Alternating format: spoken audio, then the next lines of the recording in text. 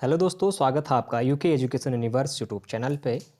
तो दोस्तों, इससे पहले आप लोगों ने हिस्ट्री की यानी कि जो हमारे प्राचीन भारत का जो इतिहास था, एंशियंट हिस्ट्री की आप लोगों ने काफ़ी वीडियोस देख ली होंगी। लगभग 6 से 7 वीडियो हमारे चैनल पे अपलोडेड हो चुके हैं। हिस्ट्री की अलग से एक प्लेलिस्ट भी बनी हुई है। यदि अगर आप लोगों ने वो वीडियो नहीं देखे हैं तो आप लोग जाकर देख सकते हैं। इससे पहले हमने मौर्य काल से पूर्व जो विदेशी आक्रमण हुए थे उनके बारे में देखा था, यानी कि मौर्योत्तर से पूर्व भारत में जो विदेशी आक्रमण थे, यानी कि जो सिकंदर का आक्रमण था, ईरानी था, यूनानी था, उन सभी चीज़ों के बारे में, फिर उन सभी आक्रमणों के बारे में हमने डिस्कस किया था। उनसे रिलेटेड जितने भी क्वेश्चन बनते थे उन सभी क्वेश्चनों के बारे में भी हमने डिस्कस किया था। आज हम बात करेंगे मौर्य काल की, यानी कि मौर्य साम्राज्य की बात करेंगे। तो दोस्तों, मैंने बताया था जो हमारा नंद वंश चल रहा था, नंद वंश का जो अंतिम शासक था वो हमारा घनानंद था। घनानंद को पराजित करने के बाद जो चंद्रगुप्त मौर्य है वो हमारा मौर्य वंश की स्थापना करते हैं। अब आप बात करेंगे मौर्य काल की, तो दोस्तों आप लोग बने रहिए। आज पूरे ही मौर्य काल पे हमारा डिस्कस होगा और मौर्य काल लगभग हमारा चंद्रगुप्त मौर्य से लेके जितने भी हमारे इसमें शासक हैं वो सभी शासकों के साथ हम आज एक ही वीडियो में इसको कंप्लीट कर देंगे। साथ ही इनसे रिलेटेड जितने भी क्वेश्चन बनते हैं आप लोग एक बार जब वीडियोज़ देखते हैं तो उसके बाद प्रैक्टिस सेट जरूर देखा करें, क्योंकि उससे आप लोगों को कन्फर्मली याद भी हो जाता है। तो दोस्तों, नंद वंश के अंतिम शासक घनानंद को पराजित करके चंद्रगुप्त मौर्य ने मगध में मौर्य साम्राज्य की स्थापना की। अगर बात करें मौर्य वंश के बारे में जानकारी के निम्नलिखित जो स्रोत हैं वो कहाँ से मिलते हैं, तो दोस्तों अगर साहित्यिक स्रोत की बात करें तो सबसे पहले अर्थशास्त्र से मिलते हैं। अगर अर्थशास्त्र की बात करें दोस्तों, जो हमारी इंडिका थी, इंडिका से भी हमारे मौर्य वंश के स्रोत देखने को मिलते हैं। मुद्रा राक्षस से हमें जो मौर्य वंश है उसके स्रोत देखने को मिलते हैं, और जो जैन और जो हमारे बौद्ध ग्रंथ हैं उनसे भी हमें मौर्य वंश के जो साक्ष्य हैं उनको देखने को मिलते हैं। फिर अगर बात करें दोस्तों पुरातात्विक स्रोतों की, तो दोस्तों पुरातात्विक स्रोतों में जो हमारे अशोक के अभिलेख हैं, जूनागढ़ का अभिलेख है या फिर रुद्रदामन का जो अभिलेख है, इनसे भी हमारे मौर्यकालीन जो सभ्यता हमारे रही है, जो हमारे विस्तार रहा है, उसके बारे में जानकारी देखने को मिलती है। फिर बात करते हैं मौर्य साम्राज्य का विस्तार के बारे में। तो दोस्तों चंद्रगुप्त मौर्य ने मौर्य वंश की स्थापना की और एक विस्तृत राज्य की स्थापना की। उसने उत्तर में हिमालय से लेकर दक्षिण में मैसूर, पूर्व में बंगाल से लेकर उत्तर पश्चिम में हिंदुकुश पर्वत तथा पश्चिम में अरब सागर तक के साम्राज्य का विस्तार किया। यानी कि दोस्तों, जो इसका हमारा चंद्रगुप्त मौर्य के विस्तार की बात करें तो अगर बात करें इसके कालक्रम की, तो दोस्तों उत्तर में हिमालय से लेकर दक्षिण में मैसूर और पूर्व में बंगाल से लेकर पश्चिम में हिंदुकुश पर्वत तथा पश्चिम में अरब सागर तक इसके साम्राज्य का वहाँ पर विस्तार देखने को मिलता है। फिर अगर बात करें जो मौर्य वंश था, मौर्य वंश के कितने शासक हुए, कितने शासकों द्वारा शासन किया गया और कितने शासक हमारे एग्जाम के दृष्टि से महत्वपूर्ण हैं। तो दोस्तों अगर बात करें तो सबसे पहले तो हमारा चंद्रगुप्त मौर्य है, ये हमारे मौर्य वंश के संस्थापक भी कहे जाते हैं। फिर बात करें इनके जो पुत्र थे वो हमारे बिंदुसार होते हैं, बिंदुसार के पुत्र हमारे अशोक होते हैं। फिर उसके बाद दशरथ मौर्य आते हैं, फिर संप्रति आता है, सलिल शुल्क आता है, देववर्मन आते हैं, सद्धनवन आते हैं और भरतरथ आते हैं। आप लोगों ने इससे पहले देखा होगा भरतरथ मौर्य वंश से पहले भी इसकी जानकारी दी गई है, लेकिन इसमें ये भी आप लोगों को देखने को मिलेगा। लेकिन अगर मैं बात करूं तो दोस्तों जो हमारे 3 शासक हैं, चंद्रगुप्त मौर्य, बिंदुसार और अशोक, इतना ही आपको पढ़ने की आवश्यकता है, क्योंकि इन तीनों से ही आपको एग्जाम में क्वेश्चन भी देखने को मिलते हैं। यानी कि जो हमारे 3 शासक हैं ये लगभग एग्जाम के दृष्टि से काफ़ी महत्वपूर्ण है, क्योंकि इनसे बहुत से क्वेश्चन देखने को मिलते हैं। बाकी अगर आप लोग नहीं भी देखेंगे तो चल जाएगा, लेकिन हम लोग फिर भी सभी के बारे में एक बार बात करेंगे। फिर अगर बात करें दोस्तों, चंद्रगुप्त मौर्य मौर्य वंश के प्रथम शासक तथा संस्थापक थे। 322 ईसा पूर्व नंद वंश के शासक घनानंद को पराजित करके यह मगध के राजा बने। चाणक्य को चंद्रगुप्त ने अपना प्रधानमंत्री बनाया और चाणक्य को कौटिल्य और विष्णुगुप्त के नाम से भी जाना जाता था। घनानंद को हराने के बाद चंद्रगुप्त मौर्य ने घनानंद की पुत्री दुर्धरा से विवाह कर लिया। दोस्तों जो हमारा नंदवंश का अंतिम शासक था घनानंद, इसको हराने के बाद जो हमारा चंद्रगुप्त मौर्य था, इसने उनकी पुत्री जिसका नाम दुर्धरा था उससे भी विवाह कर लिया, और इनके जो शासन चल रहा था उनको वहाँ पर उन्होंने अपने एक प्रधानमंत्री नियुक्त किया जिसका नाम हमारा क्या था, चाणक्य था। अच्छा, चाणक्य को ही हमारा कौटिल्य भी कहा गया और चाणक्य को ही हमारा विष्णुगुप्त के नाम से भी जाना गया।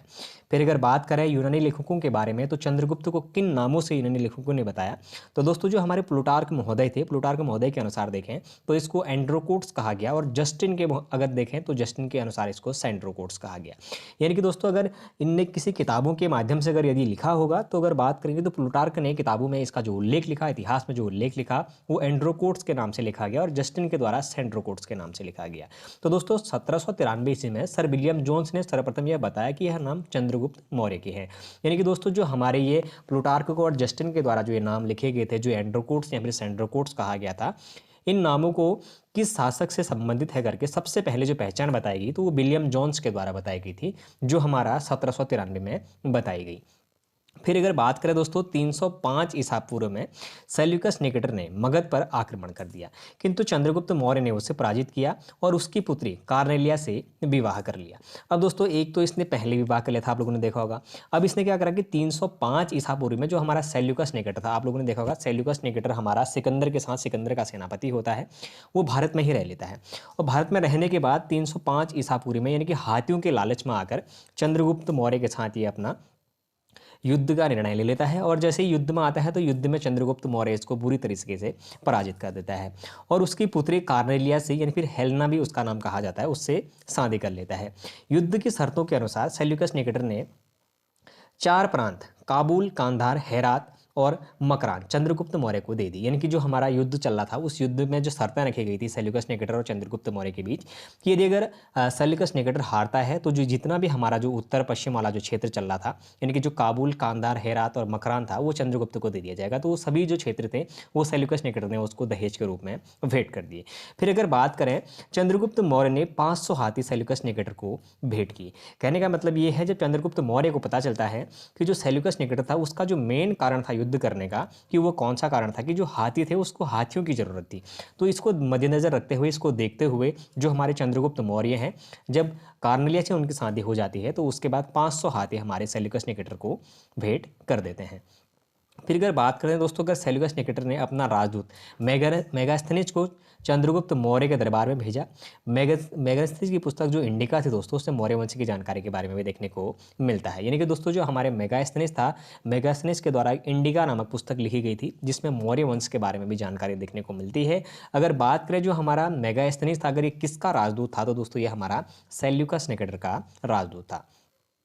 फिर अगर बात करें दोस्तों, जो जैन गुरु भद्रबाहु थे, इनसे प्रभावित होकर चंद्रगुप्त मौर्य ने जैन धर्म को अपना लिया और कर्नाटक के श्रवण बेलगोला में 298 ईसा पूर्व में संलेखना विधि के द्वारा प्राण त्याग दिए।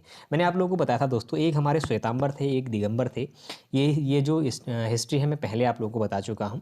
उसमें से दोस्तों जो हमारे भद्रबाहु थे, ये क्या करते हैं कि जब अकाल पड़ता है मगध में, तो ये लोग दक्षिण भारत को निकल जाते हैं। यानी कि दक्षिण भारत में जो कर्नाटक है, कर्नाटक के श्रवण बेलगोला में जाकर बसने लगते हैं। और जो हमारे चंद्रगुप्त मौर्य हैं, ये जैन धर्म के अनुयायी होने के कारण क्या करते हैं कि एक संलेखना विधि के कारण अपने प्राण त्याग देते हैं। अब संलेखना विधि क्या होती है, मैंने इससे पहले भी बताया है, एक बार मैं और बता रहा हूँ दोस्तों। संलेखना विधि का मतलब ये है कि कठोर तपस्या के दौरान अपने प्राणों को त्याग करना ही हमारा संलेखना विधि कहलाता है।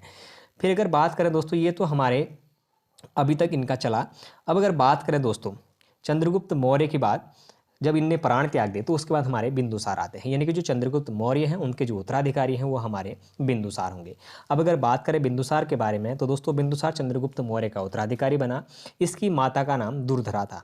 मैंने आप लोगों को बताया था, तो दुर्धरा था यानी कि घनानंद की हत्या करने के बाद उसकी जो बहन थी दुर्धरा, उससे इसने शादी कर ली थी। और जो दुर्धरा थी उसका जो पुत्र था वो हमारा बिंदुसार था। अगर बात करें तो बिंदुसार को अमित्रघात भी कहते हैं। अच्छा, अमित्रघात का अर्थ क्या होता है, तो अमित्रघात का अर्थ दोस्तों शत्रुओं का नाश करने वाला होता है। सीरिया के शासक एंटियोकस ने अपना राजदूत डायमेकस को बिंदुसार के दरबार में भेजा था। अब ये क्वेश्चन इससे पहले भी आप लोगों को देखने को मिला होगा कि जो हमारे सीरियन नरेश एंटियोकस ने अपना राजदूत डायमेकस को किसके दरबार में भेजा, तो दोस्तों बिंदुसार के दरबार में भेजा था। इस तरीके से क्वेश्चन बनते हैं। बिंदुसार ने सीरिया के नरेश से अंजीर, मीठी शराब तथा यूनानी दार्शनिक की मांग की थी। अब दोस्तों जो हमारा एंटियोकस था उसने 2 वस्तुएं तो उसको दे दी, एक तो मीठी शराब दी, दूसरा उसको अंजीर भिजवा दिए। अंजीर दोस्तों एक ड्राई फ्रूट्स होता है, परंतु यूनानी दार्शनिक की मांग को ठुकरा दिया। अब दोस्तों जो यूनानी दार्शनिक होता था ये काफ़ी पढ़ा लिखा, काफ़ी बुद्धिजीवी हुआ करता था। उन्होंने कहा कि यूनानी कानूनों के अनुसार दार्शनिक का क्रय विक्रय नहीं किया जा सकता है, यानी कि उनने दार्शनिक देने से मना कर दिया। फिर अगर बात करें दोस्तों, तो जो हमारा बिंदुसार था ये हमारा आजीवक संप्रदाय का भी अनुयायी देखने को मिलता है। फिर अगर बात करें बिंदुसार के समय तक्षशिला में विद्रोह हो गया। अब दोस्तों जिस समय बिंदुसार का मगध में शासन चल रहा था, उस समय जो तक्षशिला वाला क्षेत्र था वहाँ पर विद्रोह हो गया। उस तक्षशिला का जो राजकुमार था वो बिंदुसार का बड़ा बेटा सुसीम था। वह विद्रोह को दबाने में असफल रह गया। तो बिंदुसार ने क्या करा, जो उसका छोटा बेटा था अशोक, उसको अवंती, उस समय जो अवंती का राज्यपाल था, तो उसको कहा कि जाओ और जो तक्षशिला का विद्रोह है इसको दबा के आओ। तो दोस्तों ये जाता है अशोक और जाकर बड़ी क्रूरता के साथ विद्रोह करता है और दबा लेता है, यानी कि जो विद्रोह है उसको दबा लेता है। अगर बात करें तो दोस्तों बिंदुसार की मृत्यु के बाद अशोक मगध के सिंहासन पर बैठा। अब बिंदुसार की जब मृत्यु हो जाती है तो मृत्यु होने के पश्चात जो हमारा अशोक था, अशोक सिंहासन पर बैठता है, ये देखने को मिलता है। और दोस्तों जो हमारा अशोक है ये काफ़ी महत्वपूर्ण है, यानी कि अशोक से इतने ज़्यादा क्वेश्चन बनते हैं और अशोक के काल से इतनी चीज़ें इंपॉर्टेंट हैं जो आप लोगों को बहुत बारीकी से देखनी पड़ेंगी। और यदि अगर आप लोग नोट्स भी बनाना चाहते हैं तो हमने टोटली इसमें थ्योरी के माध्यम से आपको बता भी रहे हैं। तो दोस्तों अगर बात करें अशोक की, तो दोस्तों अशोक का जन्म 304 ईसा पूर्व पाटलिपुत्र में हुआ था। बौद्ध ग्रंथों के अनुसार अशोक ने राजा बनने के लिए 99 भाइयों की हत्या कर दी। तो दोस्तों अब बौद्ध ग्रंथों के अनुसार कहा जाता है कि जो अशोक ने राजा बनने के लिए अपने 99 जो भाई थे उनकी हत्या भी कर दी थी। अब दोस्तों ये हमारे एनसीईआरटी के माध्यम से हैं, ये तथ्य भी सही भी हो सकते हैं, गलत भी हो सकते हैं, ऐसा कुछ नहीं कहा जा सकता है। अगर बात करें दोस्तों, अगर जो अशोक था उसके राज्याभिषेक की, तो दोस्तों 269 ईसा पूर्व में अशोक के द्वारा राज्याभिषेक किया जाता है। अगर बात करें राज्याभिषेक के 8 वर्षों पश्चात 261 ईसा पूर्व में अशोक ने कलिंग पर आक्रमण कर दिया। इससे पहले दोस्तों इसने तक्षशिला पर करा था, जो बहुत ही क्रूर आक्रमण था। अब इसने क्या कर दिया, 261 ईसा पूर्व में अशोक ने कलिंग पर आक्रमण कर दिया और कलिंग को जीत लिया। पर कलिंग में हुए भीषण नरसंहार को देखकर अशोक का हृदय परिवर्तित हो गया। अब दोस्तों वहां पर जब इसने बूढ़े थे या फिर जो बच्चे थे सबको काट के रख दिया। अब जब इसने खुद ही देखा, अगर खुद की नज़रों से देखा कि इतनी गंदी तरीके से वहां पर इसने नरसंहार करा, तो उस चीज़ को देख के इसका हृदय परिवर्तन हो गया और इसने युद्ध करने का जो निर्णय है उसको बदल दिया, यानी कि अब कभी युद्ध नहीं करेगा, अपना हृदय इसने परिवर्तन कर दिया। अगर बात करें दोस्तों अशोक की माँ का, तो अशोक की माँ का नाम सुभद्रांगी था। इसके बाद अशोक ने बौद्ध धर्म अपना लिया। अच्छा, बौद्ध धर्म तो अपना लिया, और बौद्ध धर्म की शिक्षा किससे ली अगर पूछा जाता है तो दोस्तों ये हमारा उपगुप्त से ली थी। ये क्वेश्चन पूछा जाता है कि अशोक ने बौद्ध धर्म की जो शिक्षा है वो किससे ली, तो दोस्तों ये हमारा उपगुप्त से ली थी। फिर उसके बाद अशोक का बौद्ध धर्म उसका व्यक्तिगत धर्म था, उसने कभी भी बौद्ध धर्म को राजकीय धर्म घोषित नहीं किया। अब दोस्तों इसका मतलब ये है, जो हमारा अशोक था उसने बौद्ध धर्म अपना व्यक्तिगत जीवन में खुद के लिए लिया था। उसने कभी अपनी प्रजा से, अपने जो जनता थी उससे कभी ये नहीं कहा कि तुमको बौद्ध धर्म अपनाना चाहिए, या फिर इसकी घोषणा कभी उसने नहीं करी, बल्कि उसका एक अपना अपना मत था, व्यक्तिगत मत था कि बौद्ध धर्म को मानता है, और उसको राजकीय धर्म उसने कभी भी घोषित नहीं किया। फिर अगर बात करें, अशोक ने बौद्ध धर्म के प्रचार के लिए अपने बेटे महेंद्र और बेटी संघमित्रा को श्रीलंका भेजा था। ये क्वेश्चन बहुत बार एसएससी का फेवरेट क्वेश्चन है दोस्तों ये, कि श्रीलंका में या फिर अशोक द्वारा श्रीलंका किसको भेजा गया था, या फिर अशोक के द्वारा अपने बेटे महेंद्र और बेटी संघमित्रा को किस देश में बौद्ध धर्म का प्रचार करने के लिए भेजा गया था, तो दोस्तों श्रीलंका में भेजा गया था। ये क्वेश्चन काफ़ी देखने को मिलता है। वहीं अगर बात करें तो दोस्तों अशोक ने आजीवक संप्रदाय के लोगों के लिए गया में बराबर की पहाड़ियों में 4 गुफाओं का निर्माण भी करा हुआ था। तो दोस्तों जो आजीवक, आप लोगों ने देखा होगा, जो हमारा इससे पहले बिंबिसार था, बिंदुसार था, बिंदुसार आजीवक संप्रदाय का अनुयायी भी था। और वहीं अगर बात करें तो दोस्तों आजीवक संप्रदाय के जो लोग थे, गया में बराबर की जो पहाड़ियाँ हैं वहाँ पर अशोक के द्वारा 4 गुफाओं का निर्माण उनके लिए भी देखने को मिलता है। फिर अगर बात करें, अशोक भारत का पहला ऐसा शासक था जिसने अपने संदेशों को अभिलेखों के माध्यम से जनता तक पहुंचाया, और अशोक के अभिलेखों की जो भाषा थी वो प्राकृत भाषा थी, जिसे 4 लिपियों में लिखा गया था। तो दोस्तों अगर बात करें ब्राह्मी लिपि की, तो दोस्तों ब्राह्मी लिपि यह भारत में देखने को मिले हैं। और वहीं अगर बात करें जो खरोष्ठी लिपि के जो इसके अवशेष हैं या फिर अभिलेख हैं, तो दोस्तों ये हमारे पाकिस्तान से देखने को मिलते हैं। वहीं अगर अरमाइक लिपि की बात करें तो ये अफगानिस्तान से देखने को मिलते हैं। अगर बात करें ग्रीक लिपि की, तो दोस्तों ये अफगानिस्तान और उत्तरी सीमा से मिले हुए हैं। फिर अगर बात करें अशोक के अभिलेख को पढ़ने की पहली सफलता 1837 में जेम्स प्रिंसेप को मिलती है। अशोक ने अपने अधिकतर जो अभिलेख हैं उन पर जो अपना नाम है वो देवनाम प्रियदर्शी, यानी कि देवताओं का पसंद लिखा हुआ है। लेकिन दोस्तों जो मध्य प्रदेश के गुर्जरा तथा कर्नाटक की जो मास्की और नैदर तथा उदयगोलान अभिलेखों में अशोक का स्पष्ट नाम भी लिखा हुआ मिलता है। राजस्थान के भ्राबू अभिलेख में अशोक ने खुद को मगध का सम्राट भी बताया हुआ है। तो दोस्तों जो राजस्थान का हमारा भाब्रू जो हमारा अभिलेख है उसमें अशोक ने खुद को मगध का सम्राट भी बताया है, ऐसा भी देखने को मिलता है। अगर बात करें अशोक की धम्म यात्राओं के बारे में तो दोस्तों अशोक ने लोगों को नैतिकता सिखाने के लिए जो नियम की संहिता बनाई उसे ही धम्म कहते हैं। अशोक का धम्म स्वनियंत्रण पर आधारित था। अशोक ने कहा है कि व्यक्ति अपने माता पिता की आज्ञा माने, व्यक्ति ब्राह्मण तथा भिक्षुक की आदर करे, व्यक्ति दास तथा सेवकों के प्रति उदार रहे, व्यक्ति को जीवों और जिनेदों का पालन करना चाहिए। यानी कि दोस्तों जो हमारा अशोक थे, अशोक के धम्म जो यात्राएं हैं उसमें ये चीज़ें कही गई हैं कि जो अपने माता पिता की आज्ञा माने, और जैसे व्यक्ति है कोई ब्राह्मण तथा भिक्षुक है उसका आदर करें, व्यक्ति दास तथा सेवकों के प्रति उदार रहें, व्यक्ति को जीवों और जिनेदों के पालन करना चाहिए। ऐसी जो बातें हैं वो अशोक के द्वारा देखने को मिलती हैं। फिर अगर बात करें दोस्तों अशोक के जो चतुर्दश अभिलेख हैं उनके बारे में तो दोस्तों प्रथम जो अभिलेख है इसमें अहिंसा पर बल दिया है और पशु बलि पर निंदा करी गई। ये क्वेश्चन काफ़ी बार पूछा गया है। वहीं अगर बात करें द्वितीय शिलालेख की तो इसमें मनुष्य के साथ पशु चिकित्सा का भी चर्चा करा गया है। तो दोस्तों जो हमारा दूसरा जो अभिलेख है अशोक का, अगर उसमें देखने को मिलता है कि मनुष्य के साथ पशु चिकित्सा के भी चर्चा इसमें देखने को मिलते हैं। वहीं अगर बात करें तृतीय शिलालेख की तो इसमें अशोक ने 3 अधिकारी राजुक, युक्तक तथा प्रदेशक का चर्चा किया है जो धम्म प्रचार के लिए थे। फिर अगर बात करें चतुर्थ जो शिलालेख है उसके बारे में तो इसमें भैरीघोष युद्ध के स्थान पर धम्मघोष बौद्ध नीति की चर्चा भी करी गई है। बात करेंगे पांचवें जो शिलालेख है उसके बारे में तो इसमें धम्म महामात्र नामक अधिकारी की चर्चा है जो धार्मिक जीवन की देखरेख करता है। फिर अगर बात करें जो हमारा छठा शिलालेख है उसके बारे में तो इसमें अशोक ने कहा है कि मेरा अधिकारी जनकल्याण के लिए जब चाहे मुझसे मिल सकते हैं। आप लोगों ने देखा होगा अशोक का एक कथन ये भी था कि यदि अगर मैं सो रहा हूँ या फिर मैं रानी के साथ महल में हूँ या फिर मैं कहीं भी हूँ, यदि अगर जो जनता है उसको मेरी ज़रूरत है तो आप आकर मेरे से मिल सकती है, मैं जनता के लिए तत्पर रहूँगा। तो दोस्तों ये जो हमारा छठा शिलालेख है उसमें अशोक के द्वारा कहा गया है। अगर बात करें सातवें शिलालेख की तो इसमें अशोक ने विभिन्न धर्मों के आपसी समन्वय की बात कही है। यह सबसे बड़ा शिलालेख भी देखने को मिलता है। अब दोस्तों क्वेश्चन बन सकता है कि अशोक का सबसे बड़ा शिलालेख कौन सा है, तो जो सातवां शिलालेख है सबसे बड़ा है, और जनकल्याण की जो बात है वो किस में कही गई तो हमारे छठे शिलालेख में कही गई है। फिर बात करेंगे आठवें शिलालेख की तो इसमें अशोक के धम्म यात्रा की चर्चा है जो इसके राज्याभिषेक के 8 वर्ष से प्रारंभ होती है।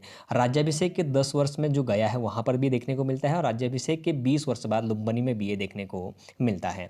वहीं अगर बात करें 9वें अभिलेख की तो इसमें सच्ची भेंट और शिष्टाचार का वर्णन देखने को मिलता है। और अगर 10वें अभिलेख की बात करें तो राजा व अधिकारी हमेशा प्रजा के हित में सोचें, ऐसा अशोक के 10वें अभिलेख में लिखा गया है। फिर अगर बात करें अशोक के 11वें अभिलेख की तो दोस्तों इसमें धम्म की व्याख्या करी गई है। और अगर बात करें 12वें अभिलेख की तो दोस्तों इसमें स्त्रियों की स्थिति में सुधार के लिए स्त्री महामात्रा नामक अधिकारी की चर्चा भी करी गई है। और 13वें अभिलेख की बात करें तो इसमें कलिंग युद्ध की चर्चा करी गई है। कलिंग युद्ध के बाद उसके हृदय परिवर्तन की चर्चा भी इसमें करी गई होगी। और अगर बात करें 14वें और अंतिम अभिलेख की तो दोस्तों इसमें अशोक ने जनता को धार्मिक जीवन व्यतीत करने के लिए प्रेरित किया है।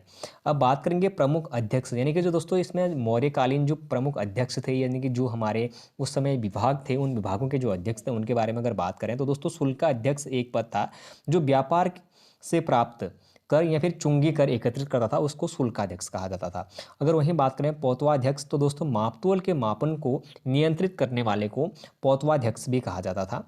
और वहीं बात करें सूत्राध्यक्ष की तो दोस्तों वस्त्र उद्योग मंत्री को सूत्राध्यक्ष कहा जाता था। अगर बात करें सेनाध्यक्ष या फिर हमारा सोनाध्यक्ष, दोस्तों सोनाध्यक्ष की बात करें तो दोस्तों जो हमारे बूचड़ खाने और चर्म उद्योग होगा, दोस्तों ये थोड़ा धर्म हो गया है, चर्म उद्योग का अध्यक्षता करता था उसको सोनाध्यक्ष कहा जाता। अगर बात करें लक्षणाध्यक्ष की तो दोस्तों टकसाल का अध्यक्ष हमारा लक्षणाध्यक्ष कहलाता था। वहीं हमारा जो अश्वाध्यक्ष है वो घोड़ों की देखभाल करने वाले को अश्वाध्यक्ष के रूप में जाना जाता था। अगर बात करें हतस्याध्यक्ष की तो दोस्तों हाथियों की देखभाल करने वाले को हतस्याध्यक्ष कहा जाता था। अगर बात करें अकाराध्यक्ष की तो दोस्तों जो खान मंत्री था उसको अकाराध्यक्ष कहा जाता था। और जो शीताध्यक्ष है वो हमारा कृषि विभाग का अधिकारी था जिसको हमारा शीताध्यक्ष के नाम से जाना जाता था। अब बात करेंगे मौर्यकालीन जो सैन्य सभ्यता है अगर उसके बारे में तो दोस्तों यूनानी इतिहासकारों के अनुसार चंद्रगुप्त की सेना में 8 लाख पैदल 30,000 अश्वारोही और 9,000 गज सेना व 8,000 रथ सेना थी। कहने का मतलब ये है कि 8 लाख लोग इसमें पैदल सेना थी और 30,000 जो घोड़े की सेना थी और 9,000 इसमें हाथियों की सेना और 8,000 इसमें रथ सेना थी, ऐसा यूनानी इतिहासकारों के अनुसार कहा जाता है। मेगास्थनीज के अनुसार सेना की देखरेख के लिए अलग से एक विभाग था। इस विभाग में 30 सदस्य थे। अब मेगास्थनीज ने ऐसा कहा है कि जो सेना है उसकी देखरेख के लिए एक अलग सा विभाग था और उस विभाग में 30 सदस्य हुआ करते थे। फिर बात करेंगे उच्च अधिकारियों को महामात्रा कहा जाता था। तो दोस्तों कहा जाता है कि मौर्यकालीन उच्च अधिकारियों को किस नाम से जाना जाता था, तो दोस्तों हमारा महामात्रा नाम से भी उनको देखने को मिलता है। कौटिल्य के अनुसार राजा को परिस्थिति के अनुसार के प्रकार युद्ध करना चाहिए। तो दोस्तों किस प्रक्रिया से युद्ध करना चाहिए अगर उसकी बात करें तो दोस्तों देखिए, कुछ इसमें जो हमारे प्रकाश युद्ध हैं अगर उनके बारे में बात करें तो दोस्तों जो हमारा प्रकाश युद्ध है यानी कि आमने सामने का युद्ध को प्रकाश युद्ध के नाम से जाना जाता है। अगर वहीं बात करें कूट युद्ध की तो दोस्तों चालाकी तथा छलबाजी से युद्ध था उसको हमारा कूट युद्ध कहा जाता है।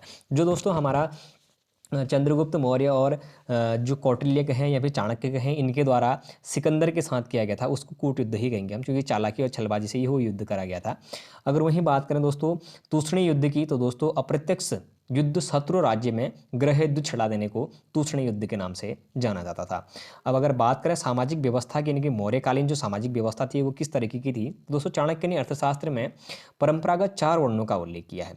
दोस्तों सबसे पहले तो ब्राह्मण, फिर क्षत्रिय, फिर वैश्य, फिर शूद्र, यानी कि जो चाणक्य है उसके अनुसार जो अर्थशास्त्र आप लोगों ने देखा होगा राजनीतिक विषय पर लिखा हुआ था इनने, तो उस पर दोस्तों परंपरागत 4 वर्णों में बांटा हुआ है जिसमें ब्राह्मण है, क्षत्रिय है, वैश्य और शूद्र को देखने को मिलता है। फिर अगर बात करें जो मेगास्थनीज है तो दोस्तों मेगास्थनीज ने चतुर्वर्ण व्यवस्था का उल्लेख नहीं किया था, किंतु उसने आर्थिक आधार पर भारतीय समाज को 7 वर्गों में बांटा था। अब वो 7 वर्ग कौन कौन से थे उसमें देखते हैं। तो दोस्तों देखिए, जैसे दार्शनिक थे, इसके अंतर्गत पुजारी, भिक्षु, विद्वान आदि आते थे। वहीं अगर बात करें कृषक, तो कृषक में मेगास्थनीज ने 7 वर्गों में कृषकों की संख्या सर्वाधिक बताई है। अगर बात करें पशुपालक, ये पशुपालन का कार्य करते थे। फिर उसके बाद व्यापारी, शिल्पी, ये अधिकांशतः नगरों में निवास करते थे। और जो हमारे सैनिक थे, सैनिक समाज में किसानों के बाद सैनिक सर्वाधिक संख्या में थे। फिर जो हमारे निरीक्षक हैं ये समाज में व्यवस्था का निरीक्षण करते थे। और जो 7वां और अंतिम है हमारा, ये मंत्री समाज के अंतर्गत शासक का वर्ग आता था। तो दोस्तों ये जो मेगास्थनीज है उसके अनुसार ये जो समाज है उसको 7 भागों में बांटा गया था। फिर अगर बात करें मौर्यकालीन वास्तुकला की तो दोस्तों वास्तुकला में देखते हैं क्या है। मौर्यकाल में लकड़ी के भवन हुआ करते थे जो वर्तमान में पटना में मिले हैं। तो दोस्तों अगर क्वेश्चन पूछेगा मौर्यकालीन लकड़ी के भवन निम्नलिखित में से किस स्थान पर मिले, इस तरीके से क्वेश्चन पूछा जा सकता है ही भाई, या फिर आप लोगों को निम्नलिखित में से किस राज्य में मिले हैं, तो दोस्तों ये हमारे पटना यानी कि बिहार राज्य में हमारे लकड़ी के भवन देखने को मिले हुए हैं। मौर्यकाल में पत्थर के कुशल कारीगर होते थे, यानी कि जो हमारे कारीगर हैं वो पत्थरों से औजार बनाने में काफ़ी सक्षम या फिर काफ़ी कुशल थे। और बात करेंगे अशोक ने मध्य प्रदेश में सांची का स्तूप बनाया जो सबसे बड़ा स्तूप है, यानी कि दोस्तों जो हमारा मध्य प्रदेश यानी कि एमपी में है, अशोक के द्वारा सबसे बड़ा स्तूप वहाँ पर बनाया जाता है। आप लोगों ने देखा होगा बौद्ध धर्मों में स्तूप बनाने की काफ़ी चर्चाएँ रहती हैं। तो दोस्तों सबसे बड़ा स्तूप जो हमारा अशोक है इसके द्वारा ही बनाया जाता है और ये हमारा सांची का स्तूप है जो हमारा मध्य प्रदेश राज्य में स्थित है। फिर अगर बात करें अशोक ने यूपी के सारनाथ में अशोक स्तंभ बनवाया जिस पर 4 पत्थर के शेरों को एक ही जगह रखा गया जो अहिंसा का सूचक है, यही भारतीय राष्ट्रीय चिन्ह भी है। यानी कि अशोक के द्वारा दोस्तों उत्तर प्रदेश में जो सारनाथ है वहाँ पर अशोक स्तंभ बनाया गया जिस पर 4 पत्थरों के शेरों को एक ही जगह रखा गया जो अहिंसा का सूचक भी है और यही भारतीय राष्ट्रीय चिन्ह भी देखने को मिलता है। आप लोगों ने देखा होगा अशोक की लाट उसमें कहा भी जाता है। तो दोस्तों आज ये हमारा जो मौर्य काल था यानी कि मौर्य साम्राज्य था वो हमारा संपूर्ण रूप से खत्म हो चुका है। अब थोड़े ही जो वीडियो हैं वो हमारे बच चुके हैं जो हमारे प्राचीन भारत के इतिहास से संबंधित है, यानी कि जो हमारी एंशिएंट हिस्ट्री है वो लगभग 3 से 4 वीडियो अभी ऐसी आनी है जिसके बाद हमारे लगभग पूरा वो टॉपिक खत्म हो जाएगा। उसके बाद हम मध्यकालीन भारत को शुरू करने से पहले पॉलिटी के कुछ जो टॉपिक हैं उनको क्लियर करेंगे, उसके बाद जाके हम मध्यकालीन भारत पर आएंगे। तो दोस्तों यदि अगर आप लोगों को ये सीरीज पसंद आ रही हो तो आप लोग चैनल को जरूर सब्सक्राइब करें, अपने दोस्तों के साथ चैनल को जरूर शेयर करें, लाइक करें, कमेंट करें। धन्यवाद।